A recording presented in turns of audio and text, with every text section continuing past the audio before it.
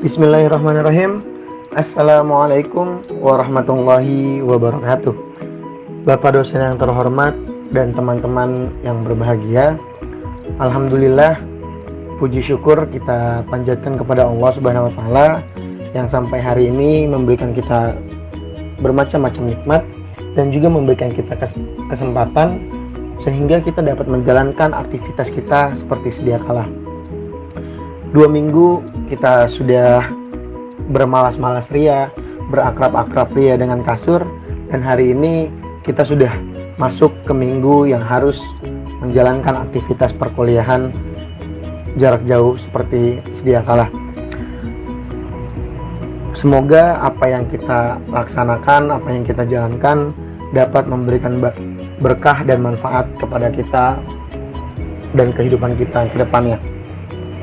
Baik, kami dari kelompok 10 dengan beranggotakan Muhammad Lutfi Fadilah dengan NIM 16 dan Novi Aryani dengan NIM 17 serta Anita Sari dengan NIM 41 akan mempresentasikan hasil diskusi kami terkait mata kuliah media dan teknologi pendidikan yang berkenaan dengan media pembelajaran, bahasa, dan ilmu pengetahuan sosial tingkat SMP. Selanjutnya, materi akan dipaparkan oleh kami dan silahkan disimak. Semoga dapat menjadi bahan diskusi kita hari ini. Cekidot.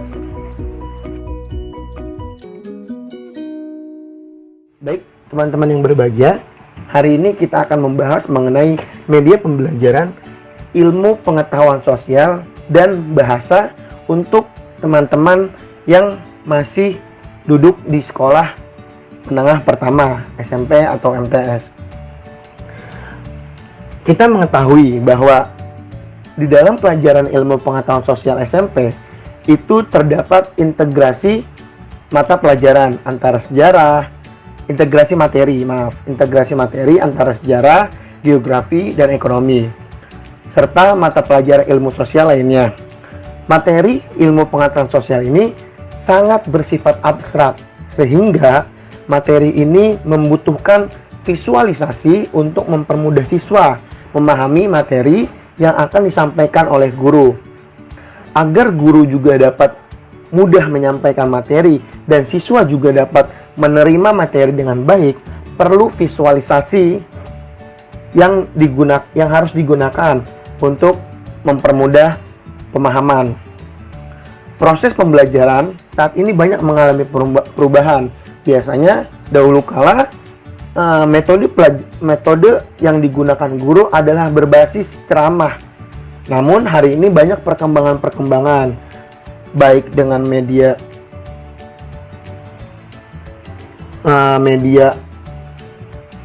multimedia, lalu media grafis, dan lain sebagainya. Sangat beragam. Banyak guru pada mata pelajaran ilmu pengetahuan sosial mengalami kesulitan untuk menuntaskan penyampaian materi. Padahal sebenarnya materi dapat divisualisasi menggunakan suatu media. Menurut Rudy Bretz, ada 7 klasifikasi media yang dijelaskan. Pertama, media audiovisual gerak seperti film pada televisi, juga animasi. Ada media audio visual diam seperti slide. Ada media audio semi gerak seperti tulisan bergerak suara. Ada media visual bergerak seperti film bisu. Film tapi hanya memberikan video berbasis gambar tanpa ada suara. Media visual diam seperti slide, halaman cetak, foto, ataupun yang lainnya. Media audio seperti radio, telepon, dan yang lainnya. Media cetak seperti buku dan modul. Media pembelajaran berbasis audio visual yang akan kita kembangkan hari ini, yang akan kita jelaskan hari ini, akan kita ambil sebuah materi dari pelajaran sekolah menengah pertama yang bertemakan antara Borobudur dan Prambanan. Materi ini ada di materi sekolah menengah pertama. sehingga dapat kita tuangkan ke dalam materi hari ini. Untuk memudah proses pengembangan aplikasi media audiovisual pada tahap pengembangan produk, maka pada tahap perencanaan pengembangan ini dibuat diagram alir dan storyboard. Dalam pengembangan produk dilakukan beberapa tahap. Untuk membuat audiovisual yang tadi kita beri tema antara Borobudur dan Prambanan, ada beberapa langkah. Yang pertama,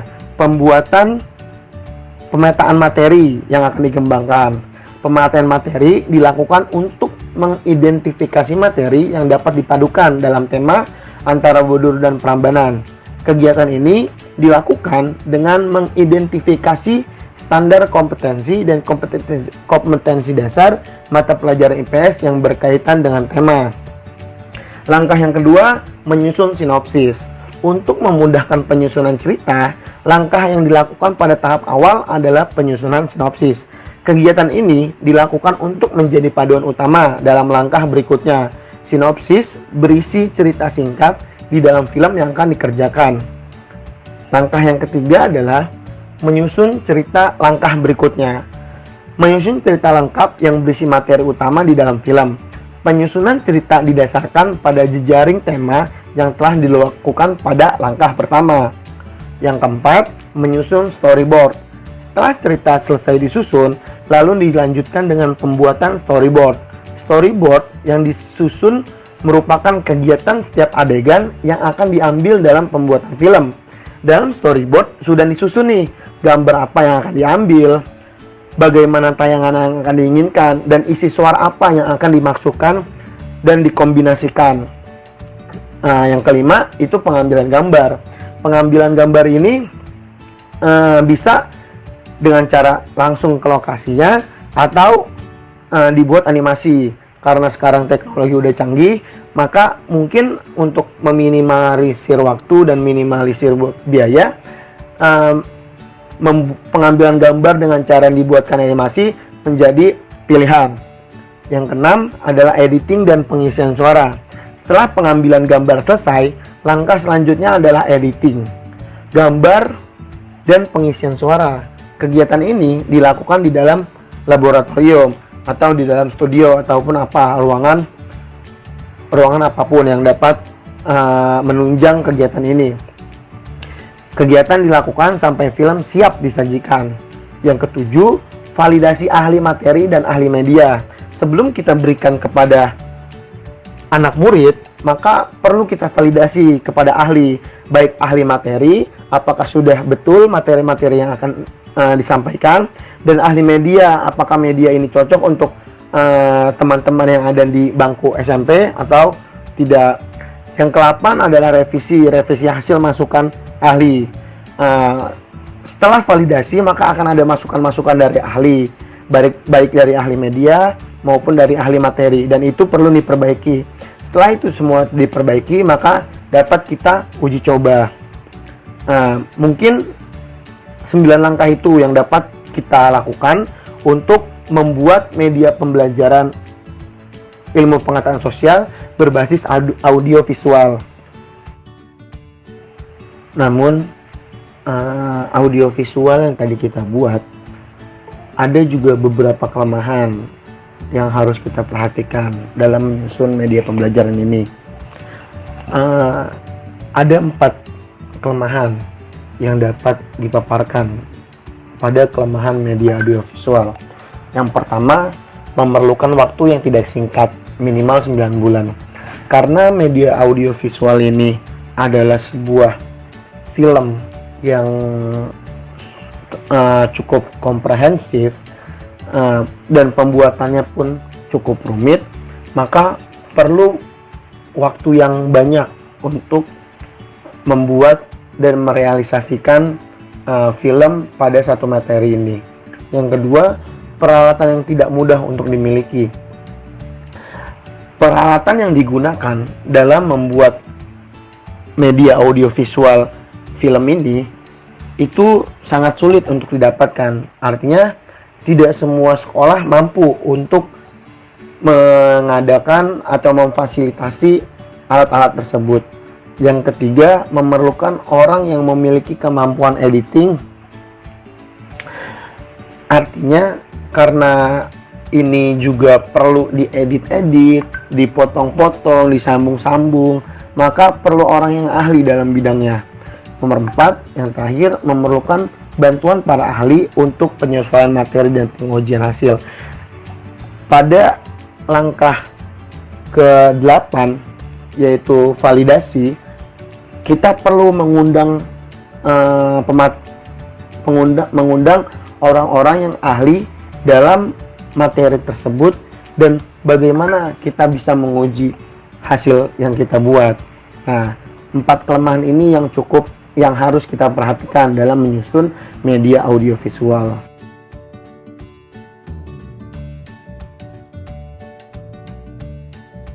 Selanjutnya yaitu media pembelajaran menulis fabel dengan makromedia flash untuk siswa SMP.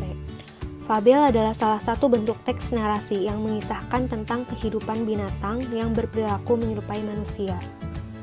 Menulis fabel bertujuan untuk mengasah keterampilan berbahasa siswa dalam lisan maupun tulisan. Karena dalam menulis fabel, siswa akan diajarkan bagaimana cara memunculkan ide, yang kemudian mengembangkan ide tersebut menjadi cerita fabel yang utuh, sehingga siswa dapat menyempurnakan hasil tulisannya. Kemudian, hasil dari produk ini berupa media pembelajaran yang berisi materi, contoh, dan latihan untuk menulis fabel dalam bentuk program makromedia flash yang menggabungkan bentuk visual, audio, dan audiovisual serta teks. Tampilan dari pengembangan media pembelajaran ini terdiri atas cover atau halaman sampul, tampilan tiap-tiap menu, background, animasi atau ilustrasi, tombol menu, pilihan warna, jenis dan ukuran tulisan, yang biasanya menggunakan gambar atau ilustrasi hewan, karena hewan merupakan ciri khas dari cerita fabel.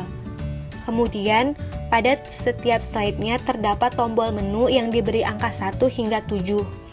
Angka ini menunjukkan urutan keterampilan yang harus dikuasai oleh siswa. Dan dalam pemilihan warna background aplikasi ini, disarankan untuk menggunakan warna-warna yang identik dengan alam, seperti warna hijau, kuning, dan biru. Begitupun dengan jenis dan ukuran tulisan, haruslah memilih yang dapat dilihat jelas oleh siswa. Kemudian, materi pertama yang ada di dalam aplikasi ini yaitu materi tentang menggali ide dari sumber yang disediakan. Sumber yang disediakan terdiri dari video bersuara, gambar berseri, dan video bisu. Setelah siswa menentukan sumber ide yang akan dijadikan teks fabel, maka siswa akan diarahkan pada menu menentukan alur cerita. Dalam menu ini, siswa akan membuat garis besar cerita dalam bentuk kerangka. Setelah siswa selesai menentukan alur, maka siswa akan diarahkan pada menu ketiga, yaitu menentukan tokoh. Dalam menu ini terdapat materi singkat tentang tokoh, dan menu ini pun membantu siswa untuk mengarahkan dan mengembangkan latar dalam ceritanya. Setelah itu, menu selanjutnya yaitu tentang sudut pandang. Di dalam menu ini, siswa akan diajarkan bagaimana menentukan sudut pandang dan jenis-jenis sudut pandang, serta terdapat contoh dan latihan untuk siswa dalam menentukan sudut pandang. Kemudian, menu selanjutnya yaitu menu pembuka dan mengembangkan cerita. Dalam menu ini, siswa akan diarahkan untuk membuat pembuka cerita yang menarik dan mengembangkan cerita berdasarkan kerangka cerita yang sudah dibuat oleh siswa sebelumnya. Setelah selesai, siswa akan diarahkan pada menu yang terakhir, yaitu menu membuat penutup cerita yang berisi amanat atau pesan yang akan disampaikan di dalam cerita tersebut. Media flipchart dalam pembelajaran IPS tingkat SMP. Media flipchart merupakan salah satu media yang dapat digunakan untuk presentasi yang membantu guru untuk menerangkan suatu hal kepada siswa. Dalam proses pembuatan media ini membutuhkan alat-alat sebagai berikut, yaitu kertas HPS atau karton, pensil, penghapus, gunting, pensil warna, alat pelubang kertas, tali atau ring. Kemudian, langkah-langkah dalam membuat flip chart yaitu: pertama, buatlah judul besar materi di lembar kertas pertama. Contoh, perkembangan masa Hindu-Buddha di Indonesia. Kemudian, guru hiaslah tulisan tersebut sesuai keinginan. Yang kedua, di kertas kedua, buatlah gambar yang berkaitan dengan materi tersebut, seperti gambar candi. Pada gambar candi itu, berilah keterangan atau buatlah tulisan-tulisan dengan bentuk yang menarik. Kemudian lakukan hal yang sama pada kertas-kertas berikutnya, dan jumlah kertas disesuaikan pada materi yang ingin disampaikan oleh guru. Setelah itu, guru menambahkan hiasan-hiasan pada tulisan atau gambar dengan warna-warna yang menarik. Kemudian susunlah kertas sesuai urutannya, dan berikanlah lubang pada setiap kertas untuk dimasukkan tali atau ring, sehingga kertas menyatu seperti kalender.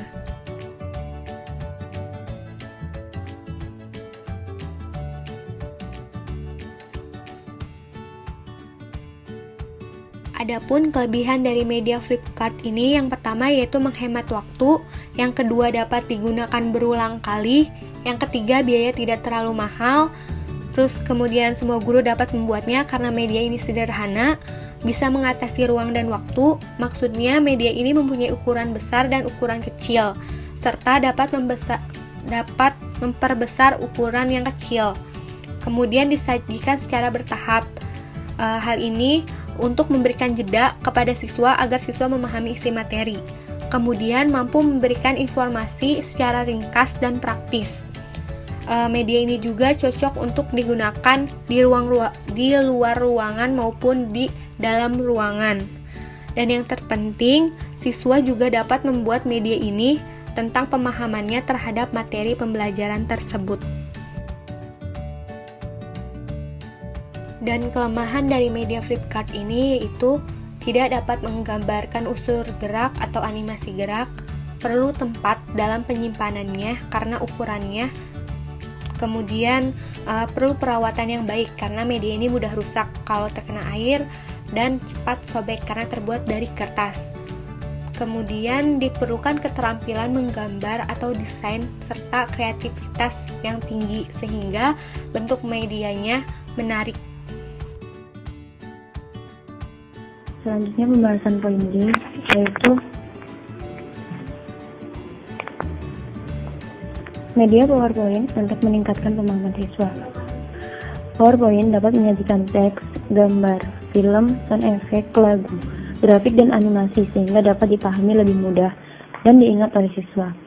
PowerPoint juga merupakan software yang dirancang untuk menampilkan program multimedia dengan menarik, mudah dalam pembuatan dan penggunaan.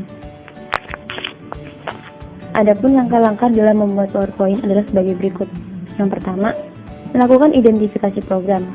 Kedua, mengumpulkan bahan pendukung atau video, gambar, animasi, dan suara sesuai dengan kebutuhan materi. Nah, yang ketiga, melakukan penyusunan materi yang diambil dari bahan utama seperti buku, modul, atau makalah lengkap yang dikemas dengan uraian pendek atau pokok-pokok bahasa. Selanjutnya yang keempat, setelah bahan terkumpul dan materi terangkum, kemudian proses pengerjaan PowerPoint hingga selesai yang dipresentasikan dalam bentuk slideshow. Yang kelima, sebelum ditampilkan, guru harus mereview hasil tersebut dengan memperhatikan teks, bahasa, tata letak, dan kebenaran konsep sehingga dapat direvisi dan tidak terjadi kesalahan saat proses belajar mengajar. Dan pembahasan terakhir yaitu media musik dalam pembelajaran bahasa Inggris. Adapun media pembelajaran bahasa asing yang efektif untuk digunakan adalah musik atau lagu bahasa Inggris, karena siswa akan mudah mengingat kata demi kata jika dinyanyikan. Cara atau langkah dalam membuat menggunakan media musik yaitu: 1. Guru harus memilih lagu yang tepat seperti lagu yang disukai siswa-siswi SMP, lagu yang memiliki pengucapan yang jelas dan tempo yang manusiawi, sehingga mudah diikuti saat bernyanyi oleh siswa. Kedua, cari lirik lagu tersebut kemudian tulis di papan tulis atau di selembar kertas. Ketiga, pertama siswa diperintahkan untuk mendengarkan lagu tersebut. Selanjutnya siswa diperintahkan untuk bernyanyi bersama dengan lagu tersebut. Keempat, perintahkan siswa untuk menebak kata yang mereka dengar, lalu ditulis di dalam buku. Yang kelima, setelah itu siswa dan guru mencari bersama-sama arti dari kata-kata yang ditandai siswa. Yang terakhir, kemudian siswa dan guru-guru sama mempelajari pengucapan kata tersebut dan menghafal arti kata tersebut. Sekian, terima kasih.